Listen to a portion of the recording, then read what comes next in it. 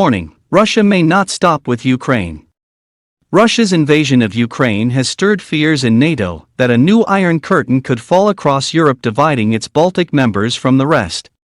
It is bolstering forces in that area to reflect what Secretary-General Jens Stoltenberg calls the new normal.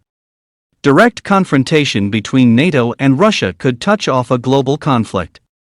One retired NATO commander told Reuters the alliance is considering whether deterrence is enough. Not according to Lithuanian Foreign Minister Gabrielius Landsbergis last week.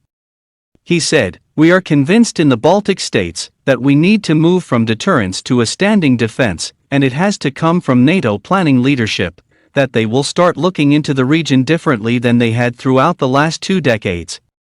On February 16, when intelligence showed an invasion was imminent, NATO Secretary-General Jens Stoltenberg called the current era a new normal. It looks a lot like a return to the past.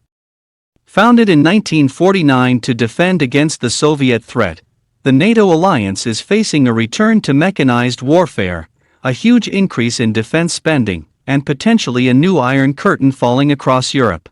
NATO is back defending against its original nemesis.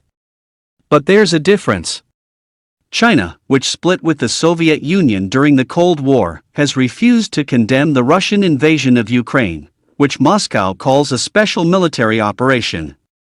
And the old Cold War blueprints no longer work, as NATO has expanded east since the 1990s, bringing in former Soviet states, including the Baltic states of Latvia, Lithuania, and Estonia in 2004.